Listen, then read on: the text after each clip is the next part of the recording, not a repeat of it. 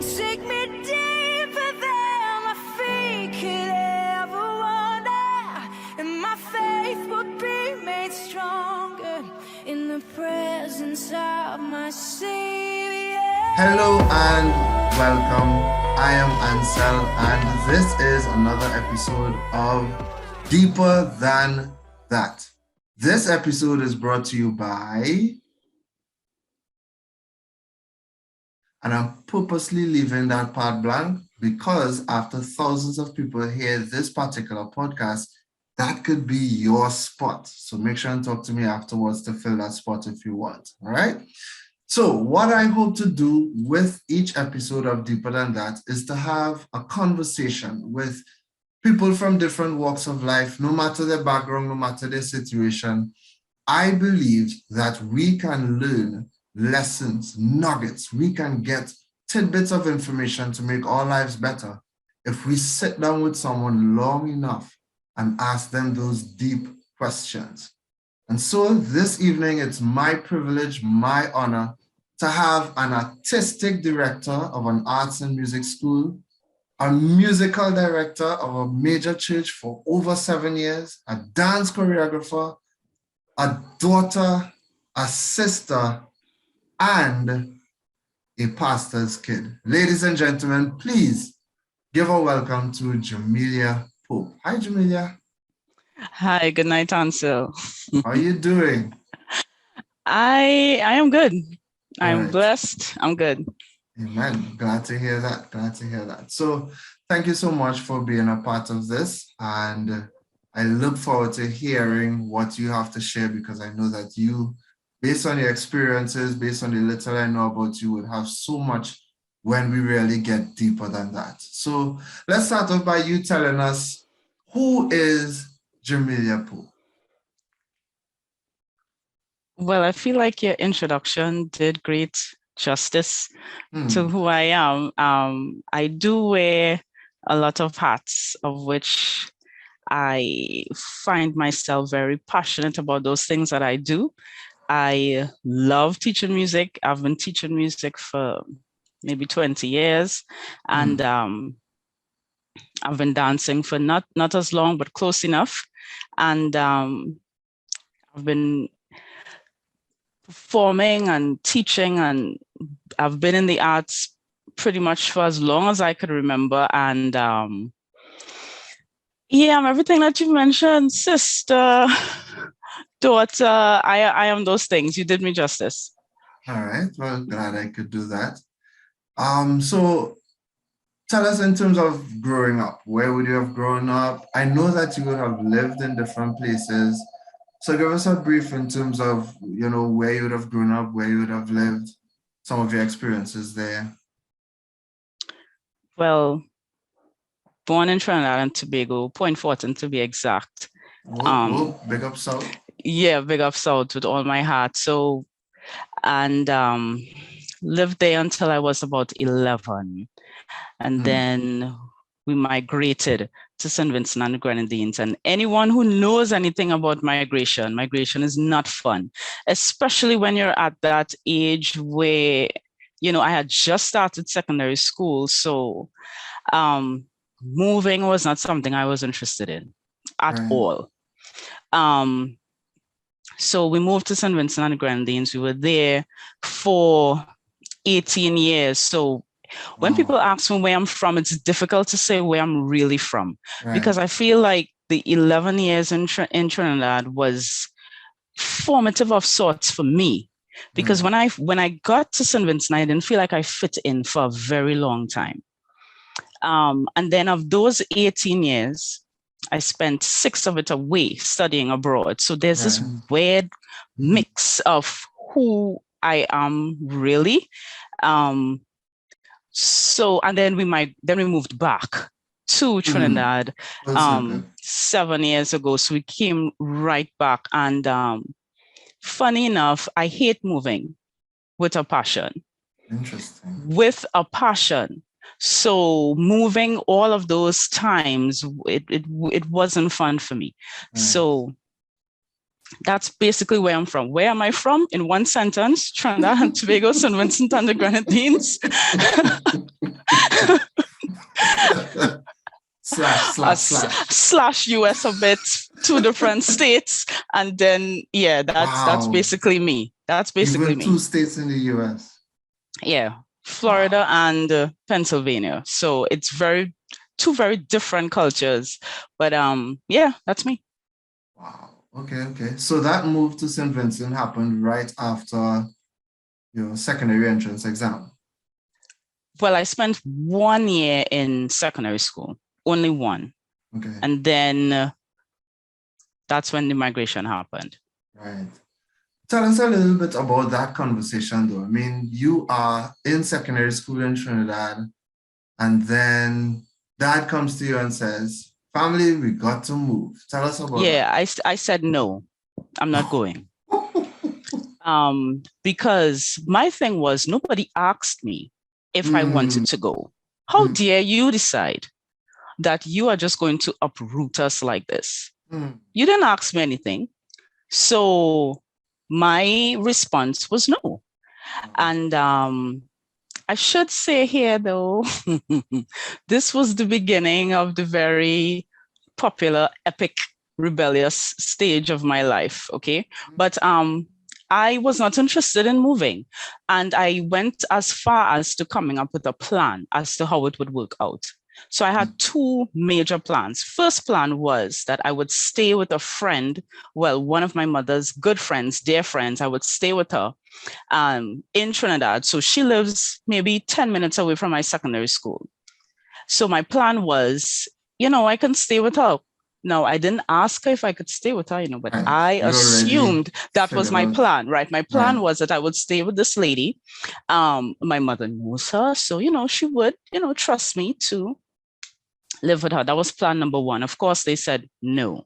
And I thought it was an excellent plan because she had no children. And I figured, this will be a good time. I am that blessing. Right. I am that blessing that she did not have. Exactly. That did not work. They said no. And then my next plan was, so to go from Trinidad to St. Vincent, we had to overstay a bit in Grenada. My plan was to come out in Grenada and run. Now you have to understand how bold-faced and rebellious I have always been. And it's because I said, nobody asked me. I don't want to do it. There is nothing wrong with my life in Trinidad. I just started school. What kind of parents are you that would want to uproot a child's educational start? I mean, I was settled, so that's not good. That can't be the Lord. And don't tell me the Lord either. So that was my thinking.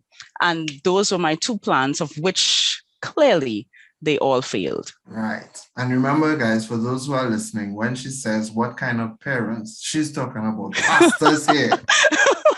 Pastors that she's asking this question of, right? Take note of that because we're going to get deeper into that a little later on. So you're saying that was a marquee moment for the quote-unquote rebellion? Yeah. All right, good. Embarrassingly, yeah. We're going to get into that when we go deeper. We're still on the surface, so we'll hold on to that. So, I mean, you talk about arts, you talk about music. It's a big part of your life. It's something you're very passionate about. What would you say is your favorite genre of music, Jamelia?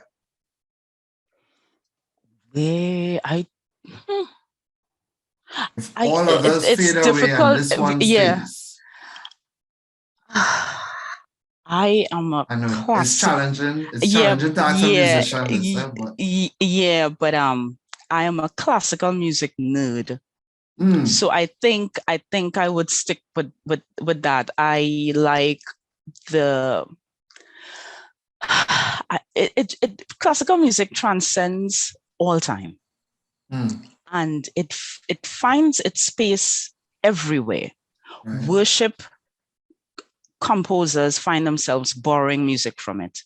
Movies find themselves borrowing music from it.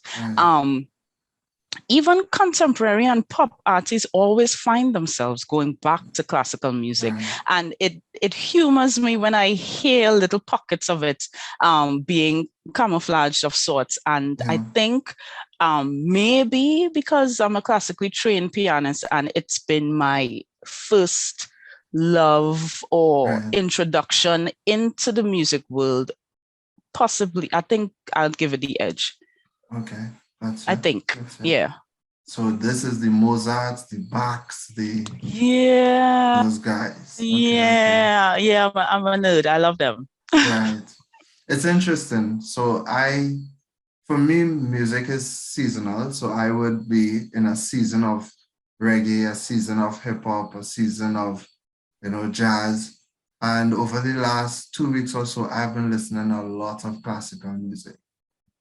A lot. So it's I interesting that you I don't mentioned know that. how people don't. I don't Yeah, understand it's why people don't beautiful. like it. It It is. is I beautiful. study with it. It's It passionate at the is. same time. You could Yeah, create so many different mental pictures with classical music, and I mean, it's my first love. right. Okay. So to anyone who Okay. doesn't like it, come and check me. Let me recommend some good things for you. Oh yeah, there are some good ones. I second that. Classical music should be in everyone's list of things to Playlist, listen yeah. to. I agree. I agree. All right. So, a little earlier you spoke about Trinidad passing through Grenada to go to St. Vincent, 6 years in the US, two different places, coming back to Trinidad.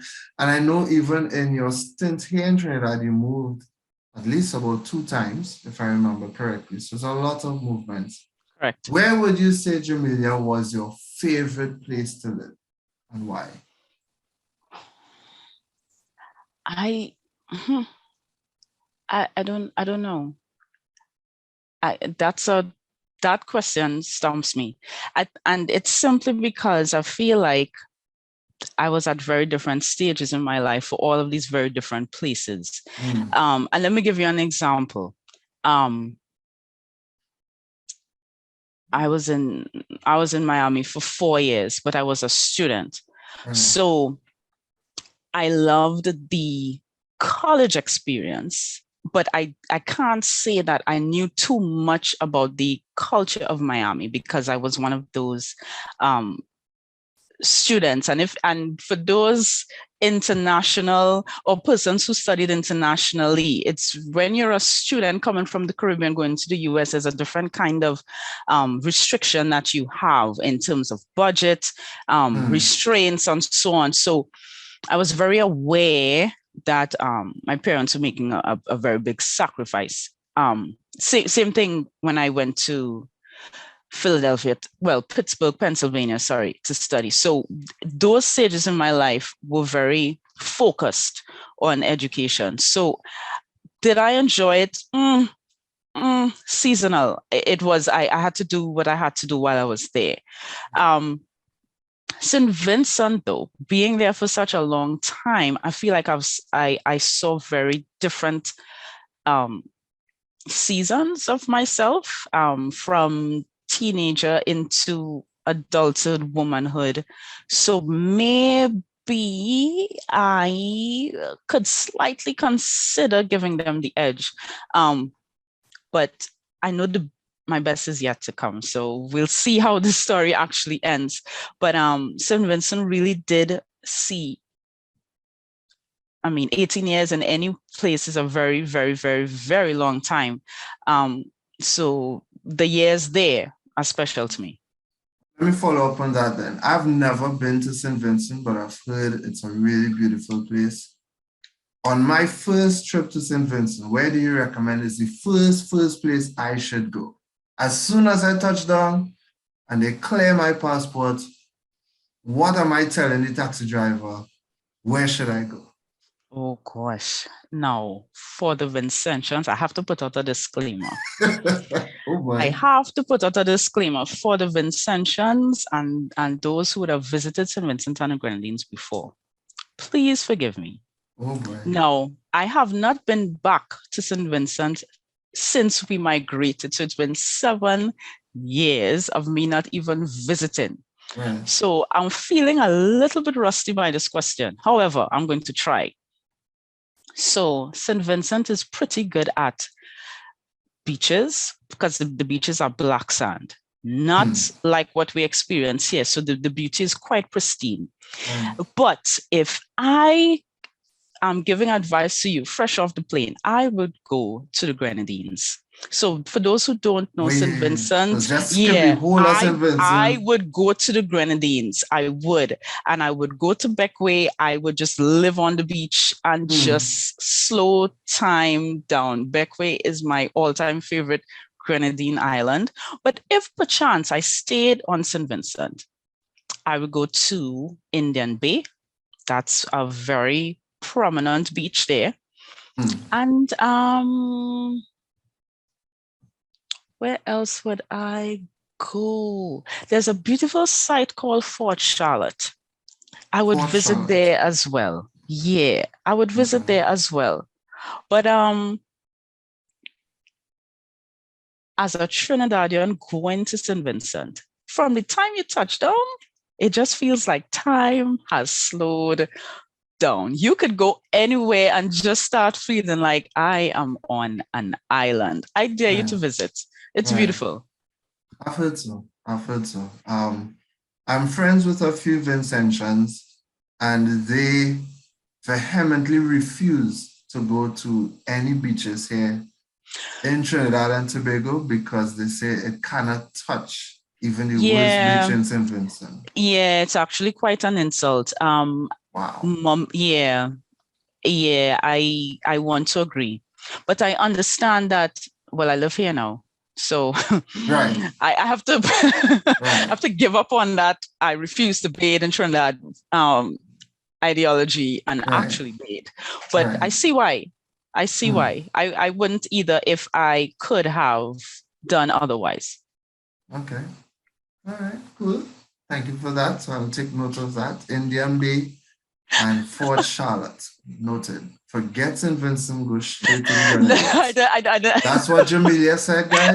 That's what Jamelia said. We could play back the tape to verify. Okay?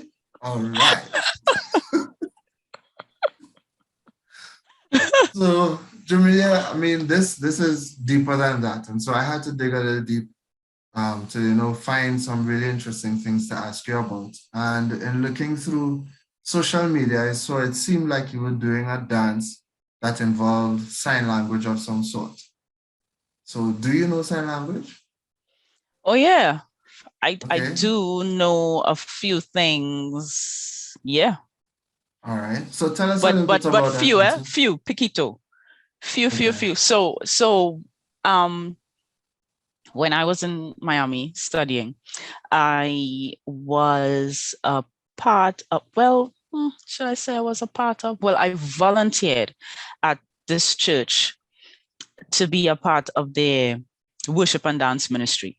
One of the things I was interested in while I was away was to be a part of the music culture as much as I could have gotten.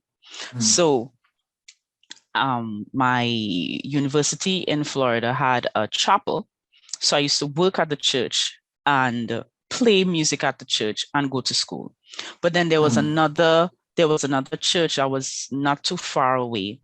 They were like that big community, everybody knows them, sort of church, New Birth Baptist Church in Miami. Huge church. They would have like 3 and 4 services on a Sunday. Wow. And I was like, I want to be a part of this church because I was always interested in finding out how people do what they do. So I went there and I became close to the artistic director at that church. She was responsible for dance and she was fluent in sign language. Like she would interpret at their services, she would interpret on a news station. She was simply amazing. So because I learn by consumption, so I have to be in an environment, see, hear, do, and I would learn. And I practically was at her little coattails all the time when I could have. And I learned quite a few things with her. So I would say a little bit because I wouldn't say, let me interpret a service or anything like that. But she did teach me a few things. We did do a few dance pieces that included sign language, because I was learning it. So wow. And now that reminds me, it's been quite a while since I've done anything with it. I hope I remember a few things, but she was simply amazing. I don't know if she will ever hear this podcast, but shout out to Kathy Johnson. Yeah, you were amazing. Amazing. So yeah. Okay. Okay. Well, I mean, if we're stirring it up and you did enjoy that much, why not? Because for me, when I saw it, I'm wondering how cool would that have looked to be dancing and signing while dancing, you know? I actually, well, I'm into hip hop and rap, and there's a gentleman who did a song in honor of his sister who is hearing impaired, and while he's rapping, he was signing. So, you know, it'd be interesting to see how they dance while signing would look. You know? But you know what I loved about sign language, apart from the fact that sign language is a language that caters to the hearing impaired. And I can't remember the polite way of saying, it's not just the hearing impaired, it's what's that terminology? I can't remember it now, it's slipping from me. But apart from the sign language itself as a way to communicate, it forces you to really think about your facial expression, because you're actually communicating something without using your mouth. Right. And I think it made me learn a little bit more about my face. So I have been judged a lot because of my facial expressions. I cannot hide certain things. Yeah, I wish I could tell my face to just pause, let me edit, let me assess what I want to see. And 9 out of 10 times my face already said a whole essay on its own, and I can't pull it back. But sign language really helped me to pay attention to what's happening on my face.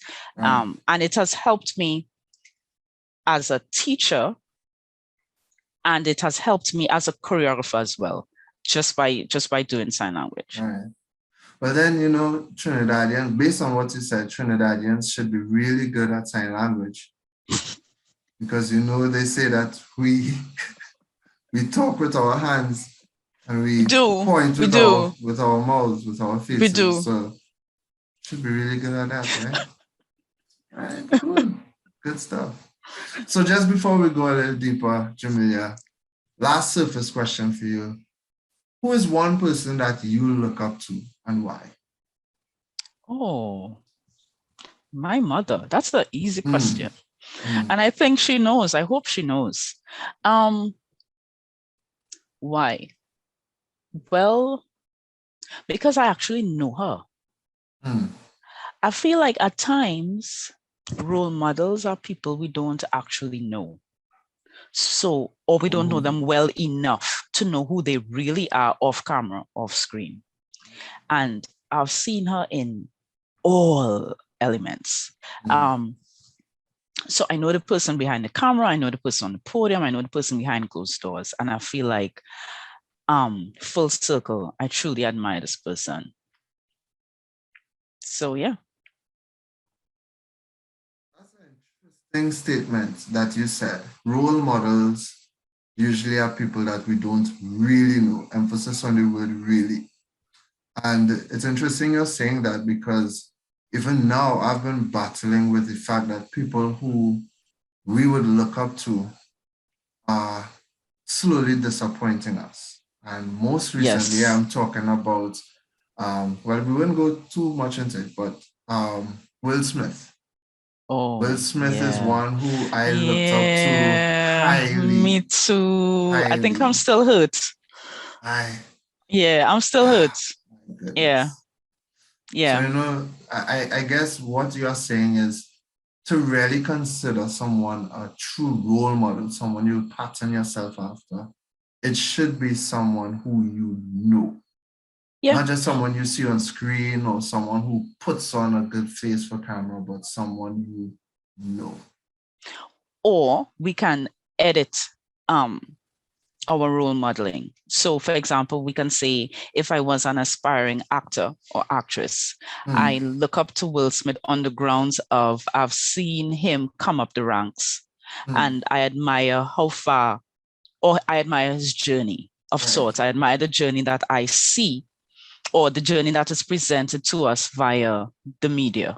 Right. So maybe if we edit the definition of why we look up to this person, then it would make more sense, as opposed to, oh my goodness, I just want to be like Will. But you have no idea what he lives like. You have no idea what demons he's fighting, or what he's facing every day, or what his marriage is like. You have no idea.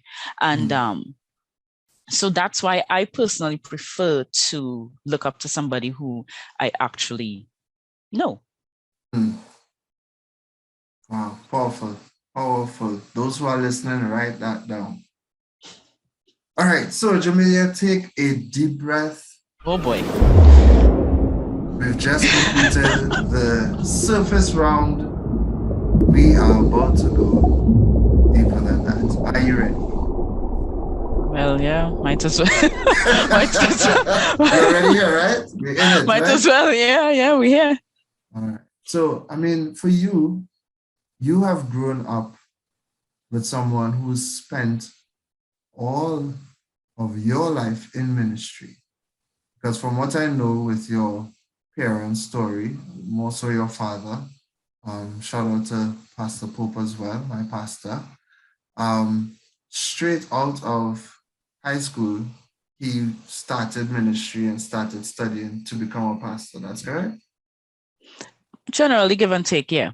Right. So for the most part, what he knows in terms of a career is pastoral ministry. So you basically grew up in it. What would you say, or let me ask it this way then. Has it ever felt like being a pastor's daughter was too much to handle? Yeah, I rejected it as soon as I was old enough to understand what was happening. And it officially started when we were asked, well, not asked to, but when we were migrating to St. Vincent. And I'll tell you why. So you were right. My dad has been in pastoral ministry for pretty much all his life. But before we moved to St. Vincent, he was what they call an evangelist. So he was moving all the time. So before we actually moved, he would, always traveling. I remember him being away for months in England. He was in Korea. He was all over, just traveling, Canada. And so when I was growing up, mommy was mommy and daddy. So he was there. I mean, I knew who my dad was, obviously, but he was not as ever present as mommy was. So then what happened was when we had to move, I felt like, oh, so now you want to be around and demand what we do all of a sudden? So I rebelled because I felt like we were good with her doing everything. We were good. We were living our life. She was a banker at the time.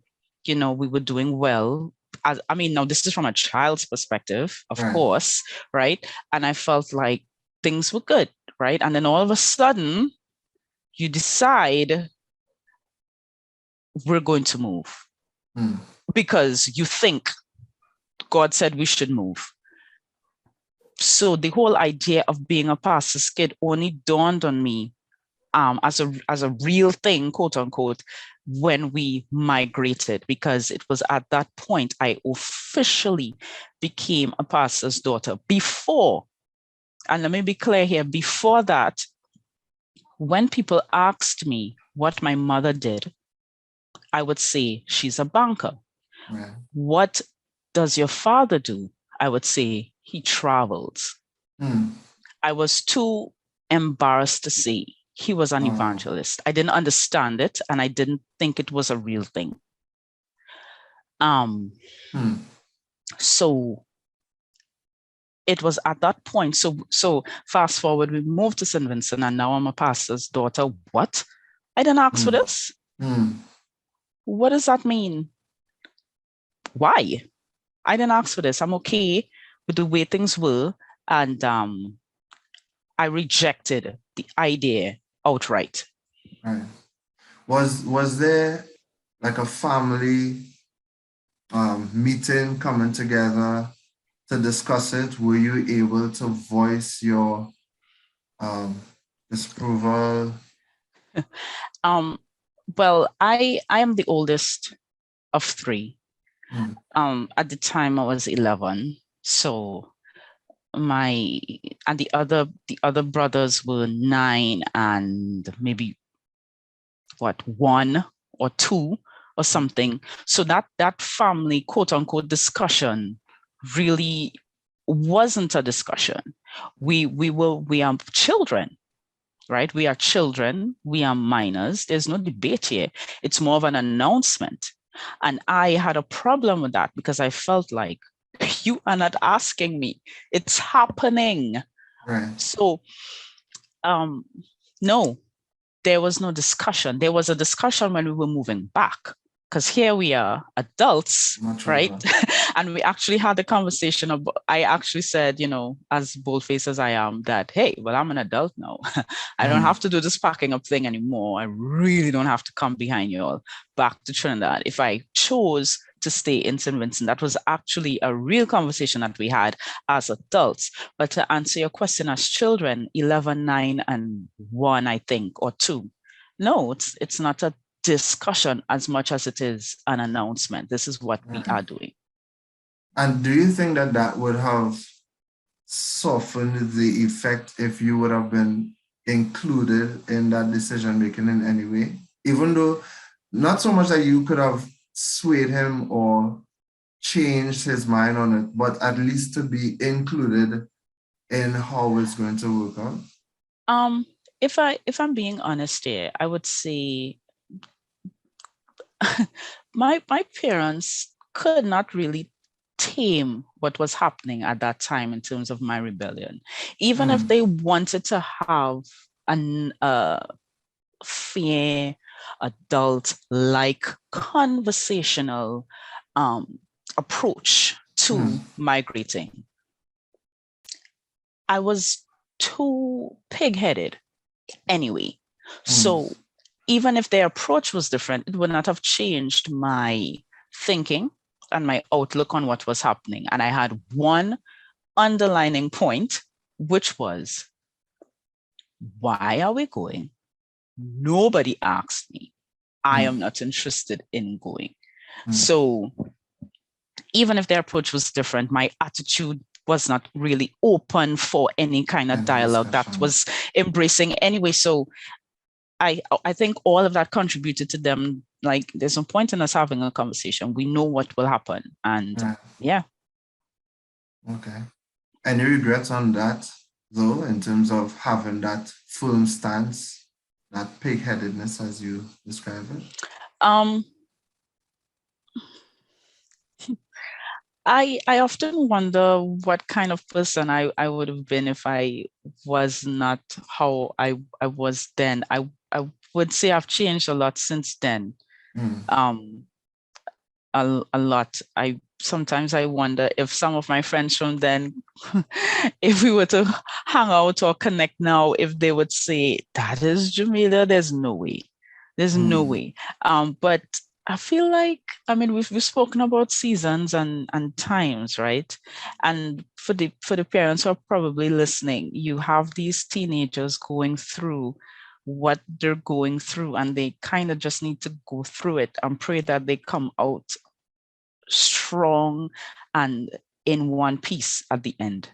And I definitely went through a very rough journey. So you're saying then to parents to allow the children to go through what they're going, don't try to stop that, but pray them through it. It's yeah, I would like to advise that, and I want to put a disclaimer here because I already know how human beings are. To those who are listening, no, I do not have any children yet. I am also unmarried. So please don't think I have all this parental advice. But what I'm saying is, I feel like when a child is rebellious and they've made up their mind to do certain things, there's really nothing you can do. I know you think you can do certain things, but guess what? If they've already made up their minds that this is what they're going to do, unfortunately, there's only so much you can do. So, yes, do your part. Do what you think you need to do. But understand that some of these elements you cannot control. So it's something that you're going to have to pray them through. Because I, fortunately, went through that very very interesting journey of my life and happened to make it on the other side in one piece. But there were many times when it could not have ended that way. So that's all I'm trying to say. And I know it was the prayers of my parents that helped that to happen. So imagine had they given up, what would have happened. So all I'm saying is do what you can where you can, but understand that if they are as stubborn as I was, there are some things that unfortunately will happen still. Okay. So what would you say was your most rebellious moment? Oh boy. Most rebellious moment. I don't know if I have a moment. I just would say that it was a very long phase. I really feel sorry for my parents, you know.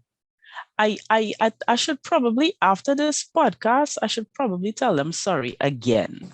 Because it was so bad. And yeah, really, really, really bad. And it was bad for years. It was just years of badnessity. Like I have to make up a whole word for the badness. It was badnessity.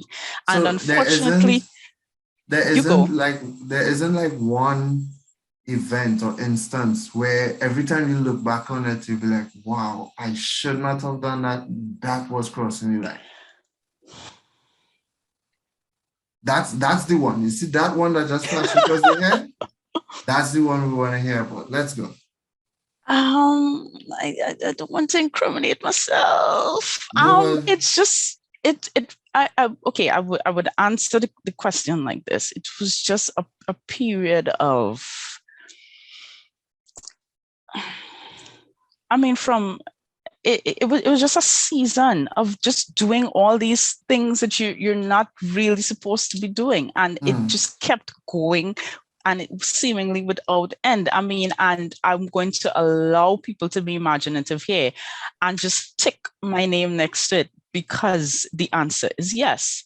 But I think though, there were weeks when I wouldn't even speak to my mother and we're living in the same house. Weeks. There would be, you know, like my dad would be preaching and I'm like, such a hypocrite because you're not even talking to me. Like how you could be leading people, you're not even talking to me, you know. And I would see all these all these young women my age and a little bit older at that time really gravitating towards my mom, and I'm like, y'all know what she like, if only you know she don't talk to me, you know. So it was just rebellion, from running away to clubs to alcohol to just a whole series of mess.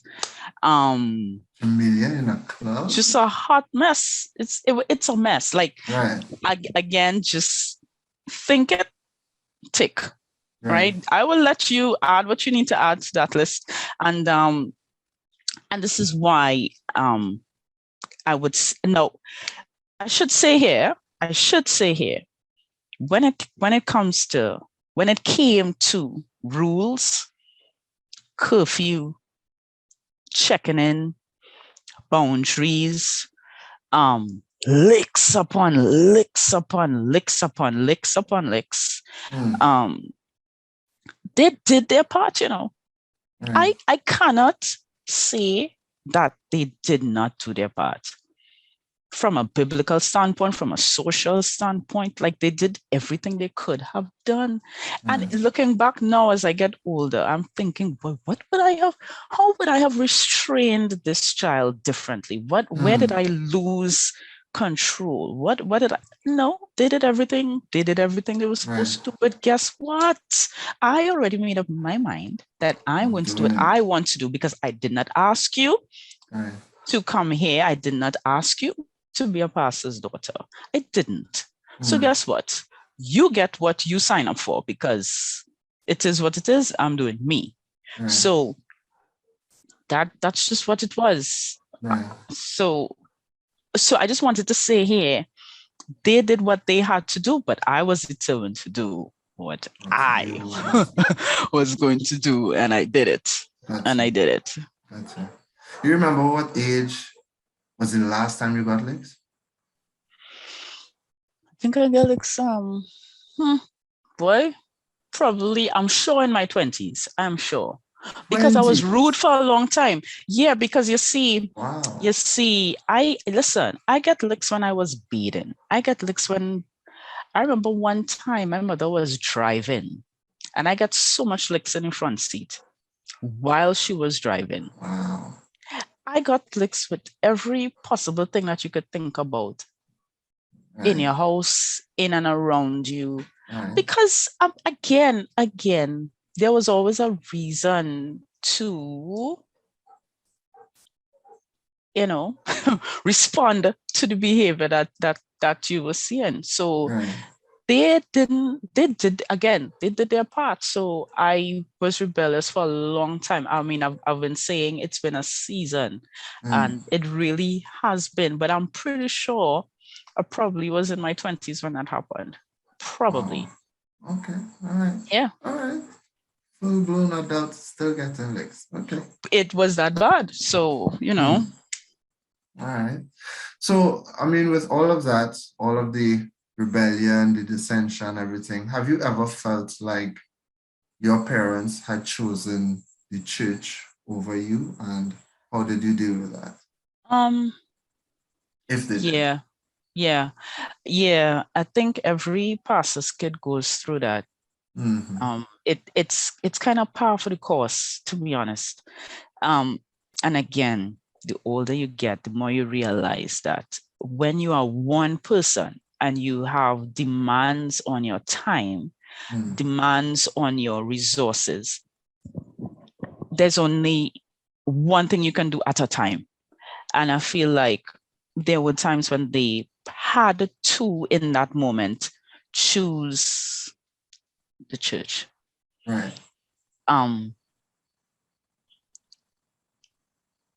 Again, when you realize you're not being chosen, it sucks in that moment. But again, the older you get, you realize, okay, there's a balance that has to be struck. And sometimes you just have to, wait and allow people to do what they have to do. And then, your relationship with Christ changes. And then you realize that there's a calling on their life too, that they have to respond to as well. So there's also that.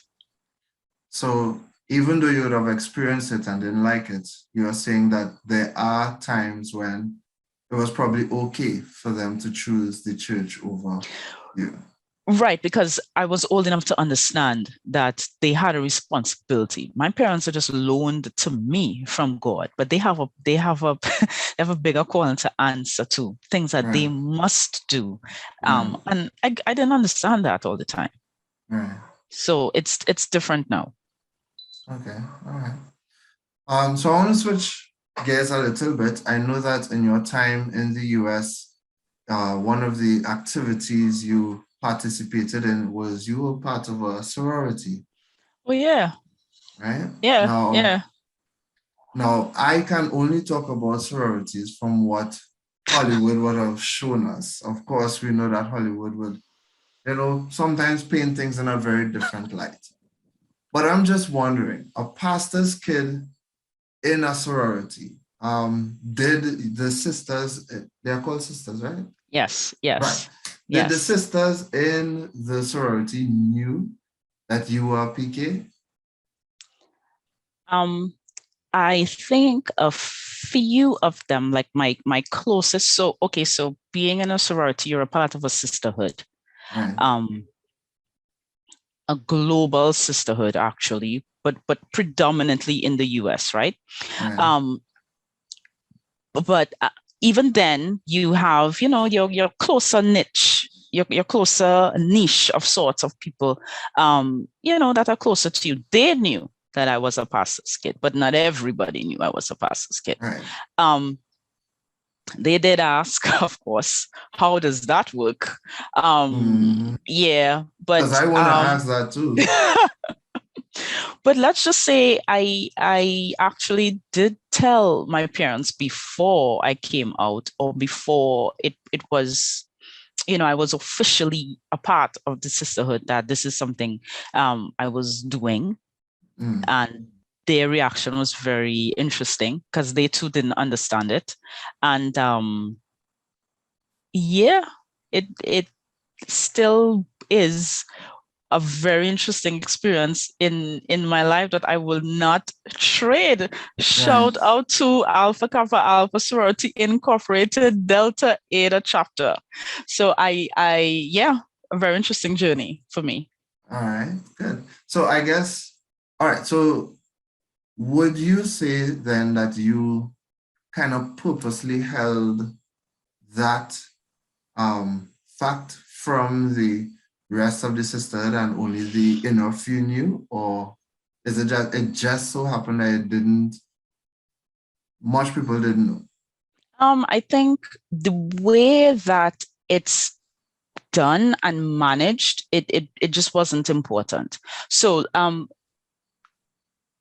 basically that sorority is really built on the premise of academic excellence. So you had to be in a certain bracket Mm. to even qualify to be a part. And then even after you qualify, there are certain other things that they look for. So being a pastor's kid wasn't a part of that process of knowledge. It just wasn't important Right. um to it. And they looked out for persons who had leadership skills. I was actually the president Right. of my chapter for 2 years. And I mean, to do something like that, you have to stand out in a certain way.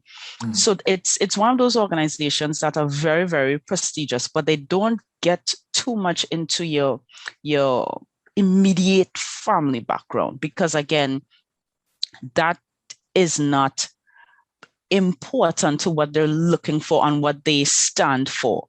So I would not say that I deliberately hid it. Again, those who were closer to me, they knew my family over time and so on. So they knew, Right. but it wasn't relevant. It never came up, to be Right. honest. Okay. Okay. All right. Cool. So then, based on your experience, do you think Christians should be part of fraternities and sororities? Oh boy. Oh boy. This is a question for money here. Ah, uh, I'm trying to say this as politically correct as No, I no, can no. be. This is deeper than that. This is not Um, politically correct. This is deeper than that. So go deep, Jamelia. I Let's go. I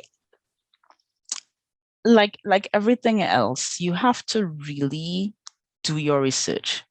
You do not just be a part of something just because other people doing it, or just because it's a cool thing to do, or just because research is important. And not every sorority or fraternity stands for the same thing. It is not universal across the board. Yes, they may all have started at a college or university campus, but in terms of what they stand for, what they represent, their history, where they're trying to go, who they attract, that is something that you really want to look into. And there are some where some of the lines are blurry, where things are blurry, you want to dig as deep as you can. And if you're not comfortable with something, by all means, do not be a part of it.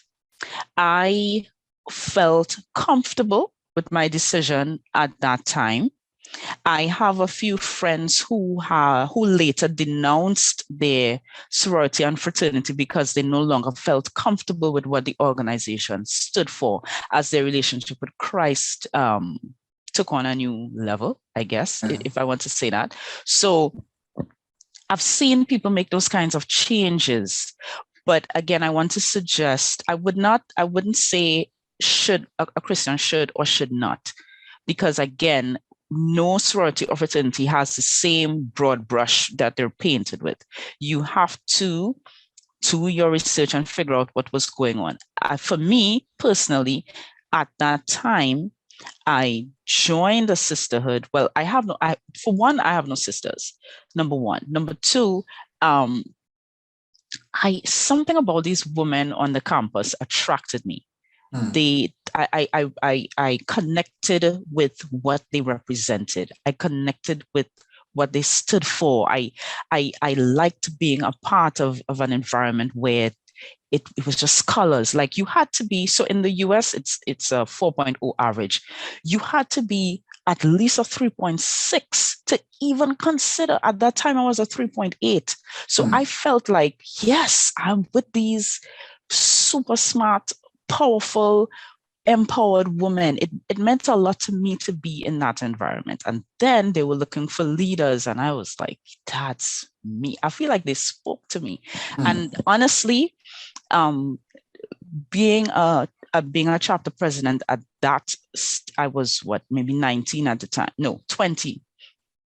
Being a chapter president, I learned so much about leadership, so much about leadership pressure, so much about cultures, because this is Miami. People are from all cities, states, and the Caribbean. And it's an experience for me that I truly embraced. So to each his own, but for those who may be wondering, should I not? I would suggest that you make it a matter of prayer and research. All right. Okay. All right. Very interesting spin on it. So thank you for that. So let me ask, I'm beginning to wrap up here now.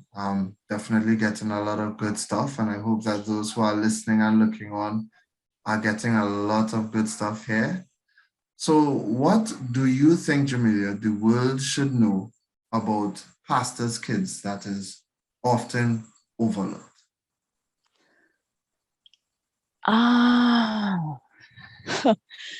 I think it would be nice if people remember that we are human beings. We are people. We are children. So we go through exactly the same sort of scenarios. There's pressure at school. There's pressure at home. And society has its own demands in different circles. And there is this weird box that churches put us in. It could be elders, it could be the board, it could be anybody, but it's usually big enough to remind us that they're trying to fit us into this thing. So there's a way we should be. There's a way we should behave. There's just expectation. And I thought it didn't exist until I realized that it's very, very, very real. And it's overwhelming. And this is why you hear people talk about the very famous and iconic typical PK is almost as if expect, because many of us have rebelled against that set order, and it's because it's too much pressure. I remember, and this is my personal story, I remember being forced to fit into a particular mold when we migrated to St. Vincent, and I rejected that as well. Outright. I decided I would be the exact opposite.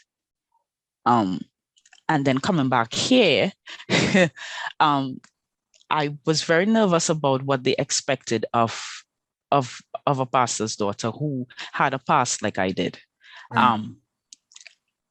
So I think if we just remember that, okay, they are young people, they have, they won't get everything right, but whoever does. And just remember that we need more prayer covering than the average, because we are easily targeted. That will be nice. So that's what I would advise for persons who are dealing with their pastor's kids. Just remember to pray for them, and remember that they are normal people just trying to deal with everything that you're dealing, and we don't need the additional pressure of what you think we should be like. Powerful. So if you had the opportunity then, Jamelia, to mentor a younger PK, knowing what you know, going through what you've gone through, younger pastor's daughter, let's say 11, since 11 is a marquee moment, you have an opportunity to mentor an 11-year-old pastor's daughter. What would be your single greatest advice to her?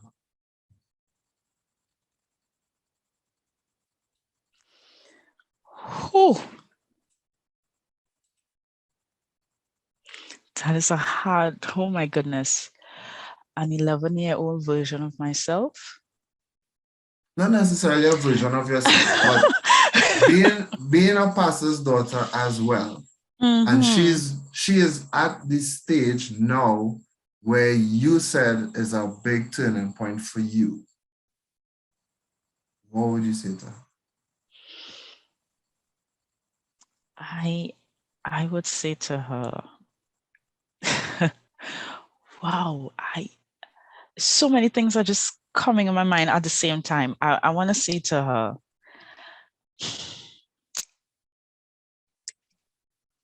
while everything is happening and you may think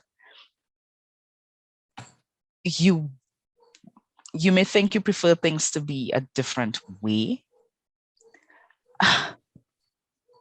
you have to trust and believe that there's a amazing plan that was already written for you. It really doesn't matter how you feel about it right now in this moment. But there is a beautifully written plan waiting for you.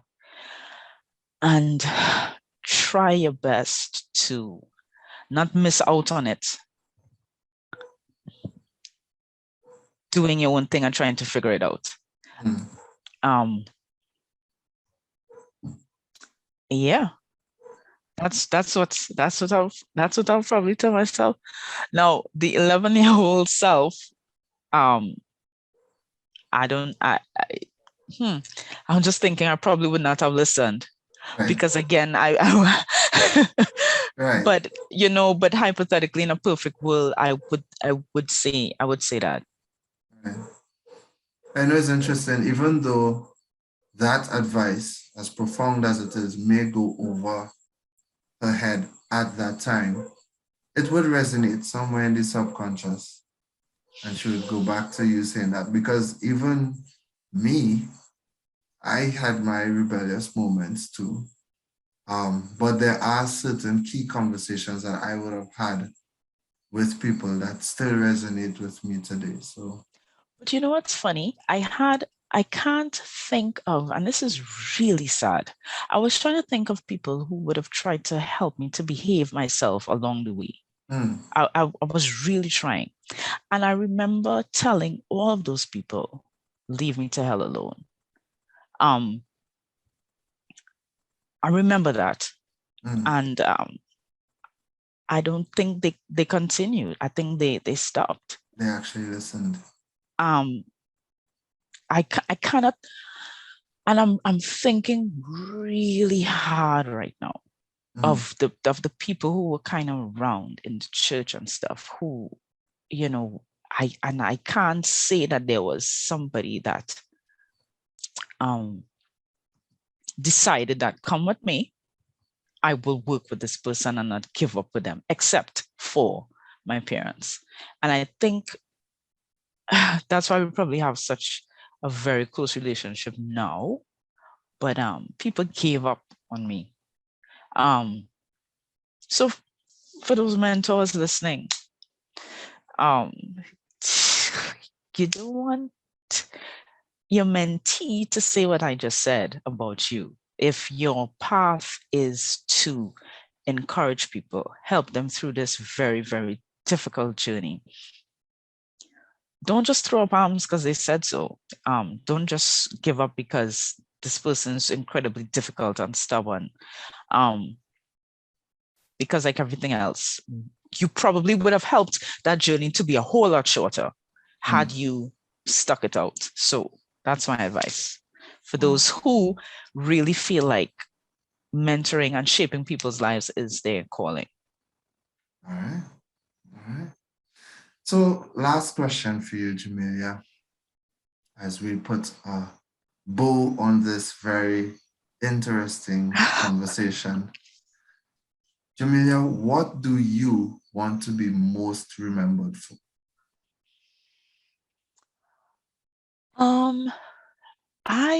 I want to be remembered for everything that I do right now.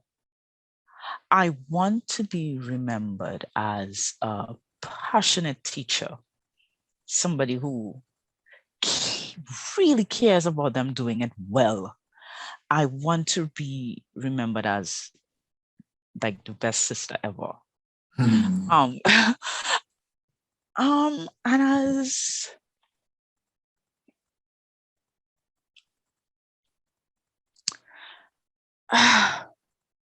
yeah, and as the daughter we didn't give up on.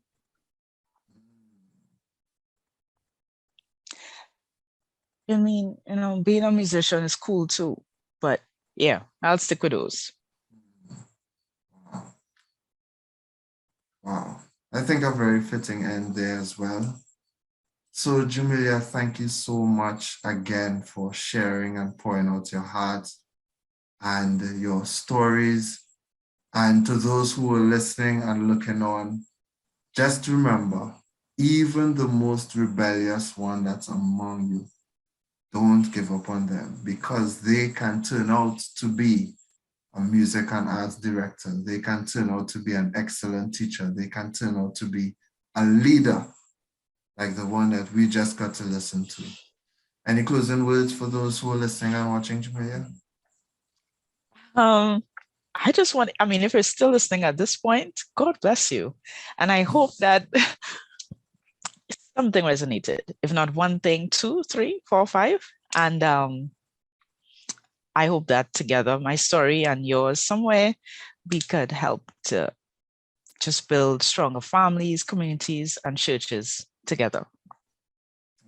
Good stuff. So guys, this is Ansel closing things off with Jamelia Pope. That was Deeper Than That. I hope that you were able to get some nugget that could improve and impact your life. Now go out and improve and impact someone else's life. Be safe out there, guys. Stay tuned for the next episode. Ansel is out. In the presence of my Savior.